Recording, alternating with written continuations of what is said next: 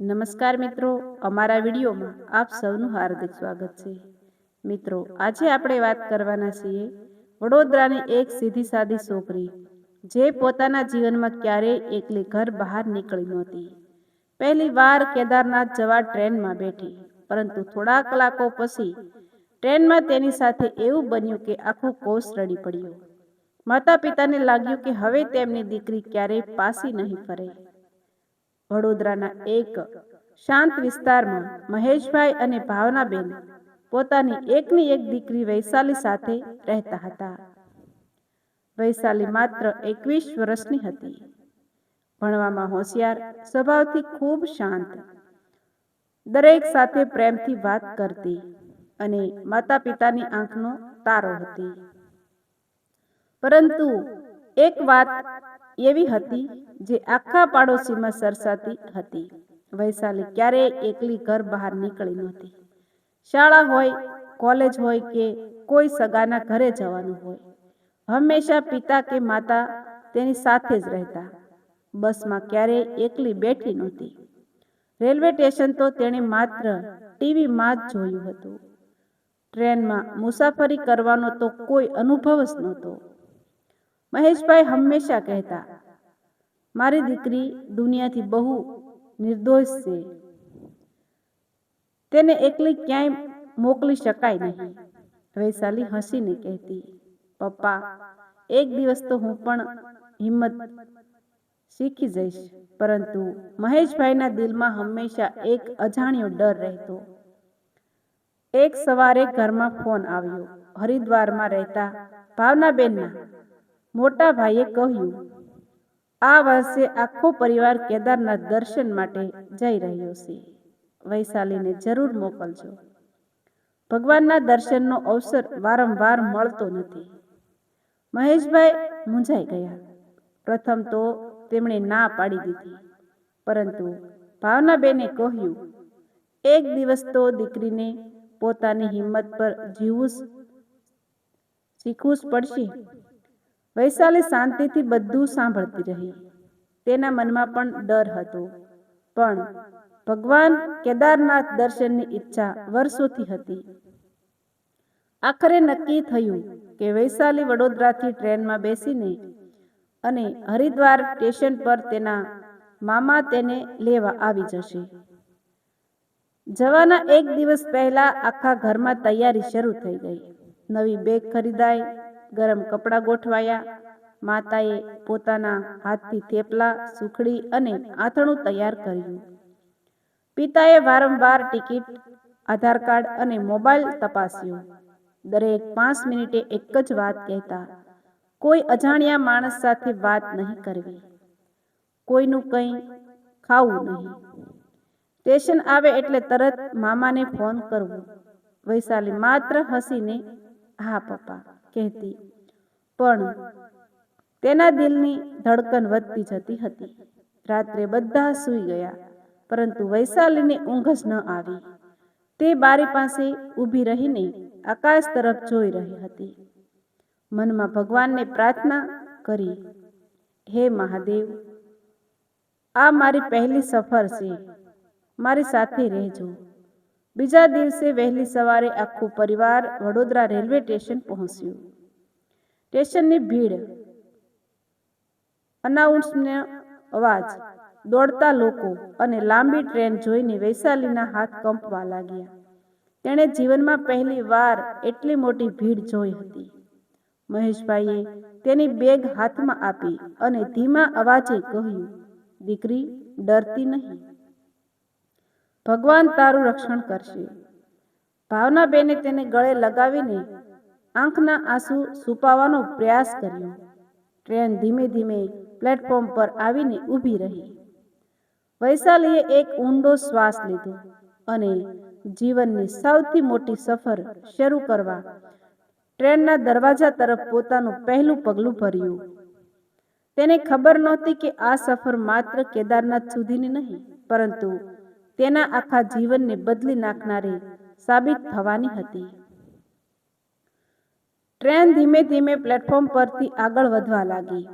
વૈશાલીએ બારીમાંથી છેલ્લી વાર પોતાના માતા પિતાને જોયા. મહેશભાઈ હાથ હલાવી રહ્યા હતા અને ભાવનાબેનના ગાલ પર આંસુ સતત વહી રહ્યા હતા. ટ્રેન ઝડપ પકડતી ગઈ અને થોડા જ પળોમાં બંનેની આકૃતિ આંખોથી ઓझલ થઈ ગઈ. એ ક્ષણે પહેલી વાર વૈશાલીને સમજાયું કે હવે તે ખરેખર એકલી છે. તેના હાથમાં મોબાઈલ હતો, પણ ડરના કારણે તે તેને પણ બરાબર પકડી શકતી નહોતી. તેણે પોતાની સીટ શોધી અને ધીમેથી બેસી ગઈ. સામે એક વૃદ્ધ દંપતી બેઠું હતું. ઉપરની બર્થ પર એક યુવાન હતો, જે સતત મોબાઈલમાં વ્યસ્ત હતો. બાજુમાં બે મહિલાઓ પોતાના પરિવાર સાથે વાતો કરી રહી હતી. આખો કોષ હાસ્ય, વાતચીત અને ચા કોફીના અવાજોથી ગુંજી રહ્યો હતો. પણ વૈશાલીનું મન તો હજુ વડોદરાના પ્લેટફોર્મ પર જ અટવાયેલું હતું. થોડા સમય પછી પિતાનો ફોન આવ્યો. દીકરી, બધું બરાબર છે ને? વૈશાલીએ હસવાનો પ્રયાસ કર્યો. હા પપ્પા, હું સારી છું. પરંતુ તેના અવાજમાં છુપાયેલો ડર મહેશભાઈ સમજી ગયા. તેમણે માત્ર એટલું કહ્યું, ભગવાન મહાદેવનું નામ લેતી રહેજે. ફોન કટ થયો અને વૈશાલીની આંખો ભીની થઈ ગઈ. સામે બેઠેલી વૃદ્ધ મહિલાએ પ્રેમથી પૂછ્યું, બેટા, પહેલી વાર ટ્રેનમાં મુસાફરી કરે છે? વૈશાલીએ માથું હલાવ્યું. વૃદ્ધ મહિલા હસીને બોલી, ડરતી નહીં. મુસાફરી માણસને મજબૂત બનાવે છે. એ શબ્દોએ થોડો હિંમતનો અહેસાસ કરાવ્યો. થોડા કલાકો પછી ટ્રેન એક મોટા સ્ટેશન પર ઊભી રહી. ઘણા મુસાફરો નીચે ઉતર્યા અને નવા લોકો ચડ્યા. એ જ સમયે એક લગભગ 30 વર્ષનો માણસ વૈશાલીની સામે આવીને બેઠો. તેણે ખૂબ નમ્રતાથી વાત કરવાની શરૂઆત કરી. બહેન, ક્યાં સુધી જવાનું છે? વૈશાલીને પોતાની વાત યાદ આવી. તેને કોઈ જવાબ આપ્યો નહીં. એ માણસ ફરી બોલ્યો, હું પણ હરિદ્વાર જાઉં છું. કોઈ મદદ જોઈએ તો કહેજો. વૈશાલીએ માત્ર નાનું સ્મિત કર્યું અને બારી બહાર જોવા લાગી. થોડા સમય પછી તે માણસે પાણીની બોટલ આગળ ધરી. લો બહેન, પાણી પી લો. વૈશાલીએ તરત જ ના પાડી દીધી. વૃદ્ધ મહિલાએ આ બધું જોયું અને વૈશાલી તરફ જોઈને ધીમેથી કહ્યું, ખૂબ સારું કર્યું. અજાણ્યા માણસ પાસેથી ક્યારેય કંઈ લેવું નહીં. વૈશાલીએ રાહતનો શ્વાસ લીધો. સાંજ પડવા લાગી. ટ્રેન ઉત્તર ભારત તરફ ઝડપથી દોડી રહી હતી. બારી બહાર વરસાદ શરૂ થયો. વીજળીના ચમકારા વચ્ચે આકાશ ગરજી રહ્યું હતું. કોચની લાઇટો ચાલુ થઈ ગઈ. બધા મુસાફરો પોતપોતાના જમવાના ડબ્બા ખોલી રહ્યા હતા. વૈશાલીએ પણ માતાના હાથના બનાવેલા થેપલા કાઢ્યા. પહેલો કોળિયો મોંમાં મૂકતા જ તેને ઘરની યાદ આવી ગઈ. આંખોમાંથી આંસુ ટપકી પડ્યા. સામે બેઠેલી વૃદ્ધ મહિલાએ કહ્યું, ઘરની યાદ આવે છે ને? વૈશાલી કંઈ બોલી નહીં, ફક્ત માથું ઝુકાવી દીધું. વૃદ્ધ મહિલાએ પ્રેમથી કહ્યું, દીકરી, માતા પિતાનો પ્રેમ ક્યારેય દૂર થતો નથી. તેઓ તારી સાથે જ છે. એ શબ્દો સાંભળીને વૈશાલીના ચહેરા પર હળવું સ્મિત આવ્યું. પરંતુ તેને ખબર નહોતી કે આ શાંત લાગતી મુસાફરી હવે ભયાનક વળાંક લેવા જઈ રહી હતી. એ જ સમયે ટ્રેન અચાનક જોરથી ઝટકો મારીને ધીમી પડી. આખા કોચમાં લોકો ગભરાઈને એકબીજાને જોવા લાગ્યા અને થોડા ક્ષણોમાં એક એવી ઘટના બનવાની હતી જે વૈશાલીના જીવનને હંમેશા માટે બદલી નાખશે. ટ્રેન અચાનક જોરદાર ઝટકાથી ધીમી પડી. આખા કોચમાં બેઠેલા મુસાફરો એકબીજાને જોવા લાગ્યા. કોઈને બારીમાંથી બહાર જોયું તો કોઈએ મોબાઈલમાં સમાચાર શોધવાનું શરૂ કર્યું. થોડા જ પળોમાં ખબર પડી કે ભારે વરસાદને કારણે આગળના ટ્રેક પર પાણી ભરાઈ ગયું હતું. તેથી ટ્રેનને એક નાના અને લગભગ સુમસામ સ્ટેશન પર રોકવામાં આવી હતી. બહાર અંધારું વધી રહ્યું હતું. પ્લેટફોર્મ પર માત્ર 2-3 લાઇટો જળતી હતી અને વરસાદ સતત વરસી રહ્યો હતો. થોડા મુસાફરો સા લેવા નીચે ઉતર્યા. એ જ સમયે સામે બેઠેલો એ અજાણ્યો માણસ ફરી વૈશાલી પાસે આવ્યો. તેણે કહ્યું, બહેન, ટ્રેન અહીં 2-3 કલાક ઊભી રહેશે. ચાલો નીચે સા પી આવીએ. વૈશાલીએ પિતાની વાત ફરી યાદ આવી. તેણે શાંતિથી કહ્યું, ના ભાઈ, હું અહીં જ બેસીશ. માણસના ચહેરા પર એક ક્ષણ માટે અજીબ સ્મિત આવ્યું, પરંતુ તે કંઈ બોલ્યો નહીં અને નીચે ઉતરી ગયો. વૃદ્ધ મહિલાએ ધીમેથી વૈશાલીના કાનમાં કહ્યું, દીકરી, આજે તું ખૂબ સમજદારી બતાવી રહી છે. થોડા સમય પછી અનાઉન્સમેન્ટ બંધ થઈ ગઈ. મોબાઈલનું નેટવર્ક પણ ગાયબ થઈ ગયું. વૈશાલીએ પિતાને ફોન કરવાનો ઘણો પ્રયત્ન કર્યો, પરંતુ દરેક વખત સ્ક્રીન પર એક જ લખાણ આવતું હતું, નો નેટવર્ક.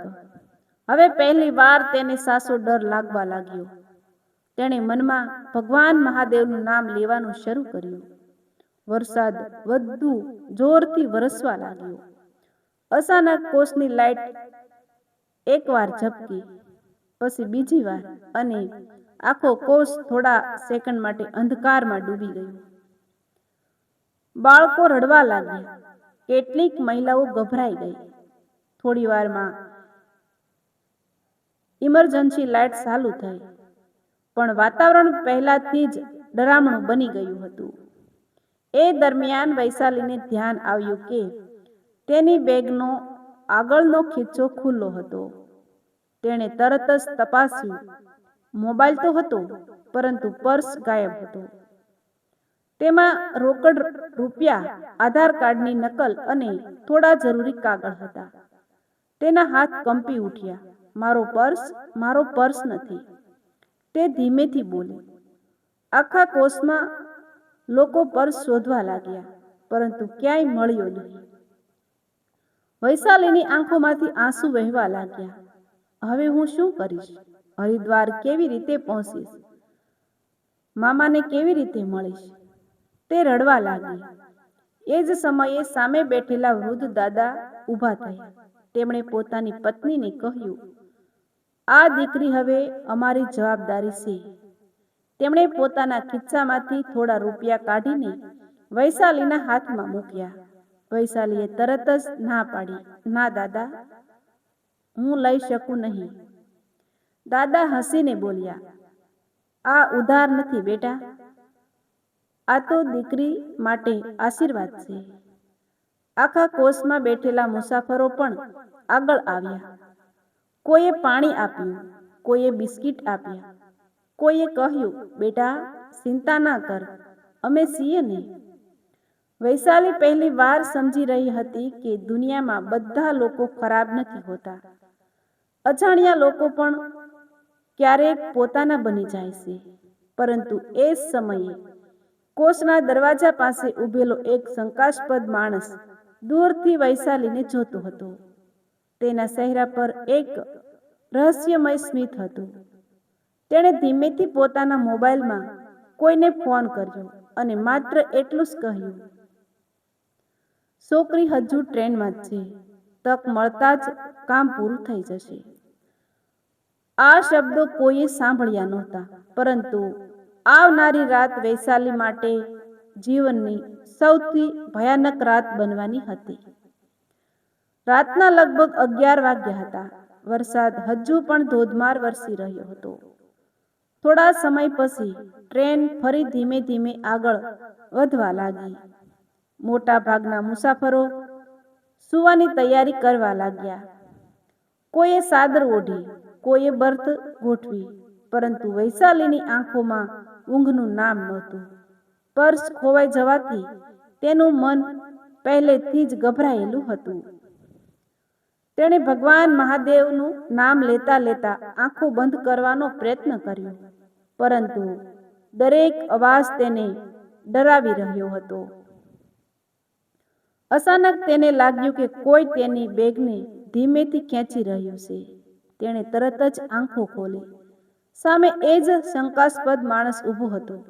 તેણે વૈશાલીને જોઈને તરત જ હાથ પાછો ખેંચી લીધો અને બોલ્યો, માફ કરજો બહેન, મને લાગ્યું આ મારી બેગ છે. એટલું કહીને તે આગળ ચાલ્યો ગયો. પરંતુ હવે વૈશાલીને ખાતરી થઈ ગઈ કે કંઈક તો ગડબડ છે. થોડીવાર પછી ટ્રેન એક લાંબી ટનલમાંથી પસાર થવા લાગી. આખો કોચ થોડા સેકન્ડ માટે વધુ અંધકારમય બની ગયો. એ જ સમયે પાછળના ડબ્બામાંથી એક મહિલાની જોરદાર ચીસ સંભળાઈ, બસાવો, કોઈ બસાવો! આખા કોચમાં દોડધામ મચી ગઈ. લોકો ઊંઘમાંથી જાગી ગયા. કેટલાક મુસાફરો અવાજ તરફ દોડ્યા. વૈશાલી પણ પોતાની સીટ પરથી ઊભી થઈ ગઈ. પરંતુ વૃદ્ધ દાદીએ તેનો હાથ પકડીને કહ્યું, દીકરી, તું અહીંથી ક્યાંય નહીં જતી. થોડી વારમાં ખબર પડી કે એક વૃદ્ધ મહિલાની સોનાની ચેન ખેંચવાનો પ્રયાસ થયો હતો. શોર ભાગી ગયો હતો. આખી ટ્રેનમાં હલચલ મચી ગઈ. ટીટી અને રેલવે સુરક્ષા કર્મચારીઓ ડબ્બા તપાસવા લાગ્યા. એ દરમિયાન વૈશાલીએ દૂરથી જોયું કે એ જ શંકાસ્પદ માણસ બીજા ડબ્બામાંથી ઉતાવળમાં પાછો આવી રહ્યો હતો. તેના શર્ટની બાય થોડી ફાટી ગઈ હતી. વૈશાલીના મનમાં શંકા વધુ મજબૂત થઈ ગઈ. થોડા સમય પછી ટ્રેન ફરી સામાન્ય ગતિએ દોડવા લાગી. બધા મુસાફરો ધીમે ધીમે શાંત થયા. વૃદ્ધ દાદાએ કહ્યું, બેટા, દુનિયામાં ખરાબ લોકો હોય છે, પણ સારા લોકો પણ એટલા જ હોય છે. હિંમત ક્યારેય છોડતી નહીં. રાત્રિના લગભગ 2 વાગ્યા હતા. વૈશાલી બારી પાસે બેઠી હતી. બહાર માત્ર અંધકાર અને વરસાદ હતો. અચાનક તેનો મોબાઈલ એક ક્ષણ માટે નેટવર્ક પકડ્યો. તેણે તરત જ પિતાને ફોન કર્યો. ફોન લાગ્યો, પરંતુ માત્ર 2 શબ્દો બોલી શકી, પપ્પા. મને એટલામાં ફરી નેટવર્ક કપાઈ ગયું. વડોદરામાં મહેશભાઈ ઊંઘમાંથી ચોંકીને બેઠા થઈ ગયા. દીકરીનો અધૂરો અવાજ તેમના કાનમાં ગુંજી રહ્યો હતો. તેમણે વારંવાર ફોન કર્યો, પરંતુ ફોન બંધ આવતો હતો. ભાવનાબેન પણ ગભરાઈ ગયા. બંનેએ આખી રાત ભગવાન શિવની મૂર્તિ સામે દીવો પ્રગટાવીને એક જ પ્રાર્થના કરી, હે મહાદેવ, હે મહાદેવ, અમારી દીકરીનું રક્ષણ કરજો. બીજી તરફ ટ્રેનમાં વૈશાલીનું દિલ જોરથી ધબકી રહ્યું હતું. તેને લાગતું હતું કે કોઈ સતત તેની પર નજર રાખી રહ્યું છે. તેણે ધીમેથી બારીના કાચમાં પોતાનું પ્રતિબિંબ જોયું, પરંતુ પાછળ એક ધૂંધળી આકૃતિ પણ દેખાઈ રહી હતી. તે ગભરાઈને પાછળ ફરી અને સામે એ જ શંકાસ્પદ માણસ ઊભો હતો. તેના હોઠ પર અજીબ સ્મિત હતું. તે ધીમેથી બોલ્યો, તારું પર્સ મારી પાસે છે. વૈશાલીના હાથમાંથી મોબાઈલ નીચે પડી ગયો. અને પછી જે બનવાનું હતું તે તેની જિંદગીનો સૌથી મોટો અને સૌથી ભાવુક વળાંક બનવાનો હતો. વૈશાલીના હાથમાંથી મોબાઈલ નીચે પડી ગયો. તેની આંખો સામે એ જ શંકાસ્પદ માણસ ઊભો હતો. તેના હાથમાં વૈશાલીનો પર્સ હતો. વૈશાલી ગભરાઈને 2 પગ પાછળ હટી ગઈ. ધીમા અવાજે બોલી, મારો પર્સ તમારી પાસે કેવી રીતે આવ્યો? માણસે આસપાસ નજર કરી અને ધીમેથી કહ્યું, ડરશો નહીં, હું તમારો દુશ્મન નથી. વૈશાલીને તેના એક પણ શબ્દ પર વિશ્વાસ ન આવ્યો. તે જોરથી બૂમ પાડવા જતી હતી. ત્યાં જ માણસે તરત જ પર્સ તેની સામે મૂકી દીધો અને બોલ્યો, પહેલા અંદર જોઈ લ્યો. વૈશાલીએ કંપતા હાથે પર્સ ખોલ્યું. અંદર રૂપિયા પણ હતા, આધાર કાર્ડ પણ હતું અને એક પણ વસ્તુ ગાયબ નહોતી.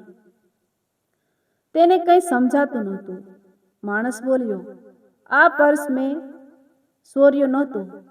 જ્યારે ટ્રેન અંધારામાં ઊભી હતી ત્યારે 2 લોકો તારો પર્સ લઈને આગળના ડબ્બામાં ભાગ્યા હતા. મને શંકા ગઈ એટલે હું તેમની પાછળ ગયો. ઘણી મહેનત પછી હું તેમની પાસેથી આ પર્સ પાછો લાવ્યો. વૈશાલી આશ્ચર્યથી તેને જોતા જ રહી ગઈ. તો પછી તમે પહેલા મને સાસુ કેમ ન કહ્યું? માણસે હળવું સ્મિત કરીને કહ્યું, જો હું સીધું જ કહું તો કદાચ તું મારા પર વિશ્વાસ ન કરે. કારણ કે આજના સમયમાં અજાણ્યા માણસ પર વિશ્વાસ કરવો મુશ્કેલ છે. એટલામાં રેલવે સુરક્ષા દળના 2 જવાન ત્યાં આવ્યા. તેમની સામે તે જ 2 શંકાસ્પદ યુવાનો પણ હતા, જેમને પકડી લેવામાં આવ્યા હતા. જવાને કહ્યું, આ ભાઈએ સમયસર માહિતી આપી ન હોત તો આ બંને ઘણા મુસાફરોનો સામાન લઈને ભાગી ગયા હોત. આખા કોચમાં બેઠેલા લોકો તાળીઓ પાડવા લાગ્યા. વૈશાલીની આંખોમાં શરમ અને રાહત બંને હતા. તેણે ધીમેથી કહ્યું, માફ કરજો ભાઈ, મેં તમને ખોટા સમજ્યા. માણસ હસીને બોલ્યો, માફી નહીં બેન, બસ જીવનમાં સાવધાન રહેવાનું ક્યારેય છોડતી નહીં. થોડા કલાકો પછી સવાર થવા લાગી. વરસાદ બંધ થઈ ગયો હતો. પહાડો વચ્ચે સૂર્યની પહેલી કિરણો દેખાતા જ ટ્રેનની બારીમાંથી અદ્ભુત દ્રશ્ય દેખાવા લાગ્યું. વૈશાલી પહેલી વાર ડર વગર બારી પાસે ઊભી રહીને કુદરતને નિહાળી રહી હતી. તેણે તરત જ પિતાને ફોન કર્યો. આ વખતે ફોન લાગી ગયો. પપ્પા, એટલું સાંભળતા જ મહેશભાઈની આંખોમાંથી આંસુ વહી પડ્યા. દીકરી, તું ઠીક છે ને? વૈશાલી રડી પડી. હા પપ્પા, હું બિલકુલ ઠીક છું. આજે મને સમજાયું કે દુનિયામાં ખરાબ લોકો છે તો સારા લોકો પણ છે. તમે જે સંસ્કાર આપ્યા એ જ મને બસાવી ગયા. ફોનની બીજી બાજુ ભાવનાબેન પણ રડી પડ્યા હતા. તેમણે માત્ર એટલું કહ્યું, ભગવાન મહાદેવનો લાખ લાખ આભાર. ટ્રેન હવે હરિદ્વાર નજીક પહોંચી રહી હતી. વૈશાલીના દિલમાં હવે ડર નહોતો, પરંતુ એક નવી હિંમત જન્મી હતી. પરંતુ તેને હજુ ખબર નહોતી કે હરિદ્વાર સ્ટેશન પર તેની રાહ જોઈ રહેલી એક મુલાકાત તેના આખા જીવનને બદલવાની હતી. અને કેદારનાથ પહોંચ્યા પછી ભગવાન તેની સામે એવો ચમત્કાર કરવાના હતા કે ત્યાં હાજર દરેક વ્યક્તિની આંખોમાં આંસુ આવી જશે. ટ્રેન આખરે હરિદ્વાર સ્ટેશન પર પહોંચી. પ્લેટફોર્મ પર ભારે ભીડ હતી. વૈશાલી ધીમે ધીમે નીચે ઉતરી. તેની નજર સતત પોતાના મામાને શોધી રહી હતી. થોડા ક્ષણોમાં એક ઓળખીતો અવાજ આવ્યો, વૈશાલી, દીકરી અહીં શું? મામાને જોતા જ વૈશાલી દોડી ગઈ અને તેમને ભેટીને જોરથી રડવા લાગી. મામાને કંઈ સમજાયું નહીં. તેમણે માત્ર એટલું જ કહ્યું, હવે ડરવાની જરૂર નથી બેટા, તું પોતાના માણસો વચ્ચે છે. વૈશાલીએ ટ્રેનમાં બનેલી આખી ઘટના કહી. મામાની આંખો પણ ભીની થઈ ગઈ. તેમણે કહ્યું, ભગવાન મહાદેવ દરેક પગલે કોઈને કોઈ રૂપમાં મદદ કરવા મોકલે છે. બીજા દિવસે આખો પરિવાર કેદારનાથ તરફ નીકળ્યો. પહાડો, નદી, વરસાદ અને ઠંડી વચ્ચે વૈશાલી સતત ભગવાનનું નામ લેતી આગળ વધી રહી હતી. મંદિરના દરવાજા સામે પહોંચતા જ તેના પગ થંભી ગયા. તેની આંખોમાંથી આંસુ વહેવા લાગ્યા. તેણે હાથ જોડીને માત્ર એટલું જ કહ્યું, હે મહાદેવ, આજે હું અહીં તમારી કૃપાથી પહોંચી છું. મારા માતા પિતાની પ્રાર્થનાએ મને બસાવી લીધી. દર્શન કર્યા પછી પરિવાર મંદિરની બહાર બેઠો હતો. એ જ સમયે વૈશાલીની નજર થોડી દૂર ઊભેલા એક વ્યક્તિ પર પડી. તે એ જ મુસાફર હતો જેણે ટ્રેનમાં તેનો પર્સ પાછો અપાવ્યો હતો. વૈશાલી તરત જ તેની પાસે દોડી ગઈ. ભાઈ, તમારો આભાર. તમારો આભાર તો હું હજુ સુધી માન્યો જ નથી. તે માણસ હળવું સ્મિત કરીને બોલ્યો, આભાર મારો નહીં, ઉપરવાળાનો માનજો. એ દિવસે હું પણ આ ટ્રેનમાં જવાનો નહોતો. છેલ્લી ઘડીએ મારી ટિકિટ બદલાઈ ગઈ હતી. કદાચ ભગવાને મને માત્ર તારી મદદ કરવા જ મોકલ્યો હતો. એટલું કહીને તેણે વૈશાલીના માથા પર આશીર્વાદથી હાથ મૂક્યો અને ભીડમાં ધીમે ધીમે ચાલતો ગયો. વૈશાલી થોડા સેકન્ડ માટે પોતાના પરિવાર તરફ ફરીને કંઈક કહેવા લાગી. જ્યારે તેણે ફરી પાછળ જોયું ત્યારે એ માણસ ક્યાંય દેખાયો નહીં. આખું પરિસર શોધી કાઢ્યું, પરંતુ તેનો કોઈ પત્તો નહોતો. મામાએ ધીમેથી કહ્યું, ક્યાંક ભગવાન માણસના રૂપમાં આવે છે અને કામ પૂરું થતાં જ અદૃશ્ય થઈ જાય છે. વૈશાલીની આંખોમાંથી આંસુની ધાર વહેવા લાગી. તેણે ફરી એકવાર કેદારનાથ મંદિર તરફ જોયું અને માથું નમાવી દીધું. વડોદરા પાછા ફર્યા. પછી વૈશાલી પહેલાની ડરપોક છોકરી રહી નહોતી. હવે તે આત્મવિશ્વાસથી જીવતી હતી. પરંતુ તેણે જીવનનો સૌથી મોટો પાઠ ક્યારેય ભૂલ્યો નહીં. માતા પિતાના સંસ્કાર, સાવચેતી અને ભગવાન પરનો વિશ્વાસ માણસને સૌથી મુશ્કેલ સમયમાં પણ બચાવી શકે છે. મહેશભાઈએ દીકરીને ભેટીને કહ્યું, આજે મારી દીકરી માત્ર કેદારનાથના દર્શન કરીને નથી આવી. આજે તે જીવનનો સૌથી મોટો પાઠ શીખીને આવી છે. ભાવનાબેને વૈશાલીના માથા પર હાથ ફેરવ્યો અને આખું પરિવાર એકબીજાને ભેટીને રડી પડ્યું. એ દિવસ પછી દર વર્ષે વૈશાલી કેદારનાથના દર્શને જવા લાગી. પરંતુ દરેક વખત ટ્રેનમાં બેસતા પહેલા તે પોતાની સીટ પર બેસીને આંખો બંધ કરતી, ભગવાન મહાદેવને યાદ કરતી અને મનમાં એક જ પ્રાર્થના કરતી, હે મહાદેવ, જેમ તમે મારી રક્ષા કરી હતી તેમ દુનિયાની દરેક દીકરીની રક્ષા કરજો. આ પ્રાર્થના સાથે તેની આંખોમાં આંસુ આવી જતા, કારણ કે તેને ખબર હતી કે જીવનમાં સૌથી મોટો ચમત્કાર પૈસા કે પ્રસિદ્ધિ નથી, પરંતુ સમયસર મળેલી માનવતા અને માતા પિતાની દુઆ છે.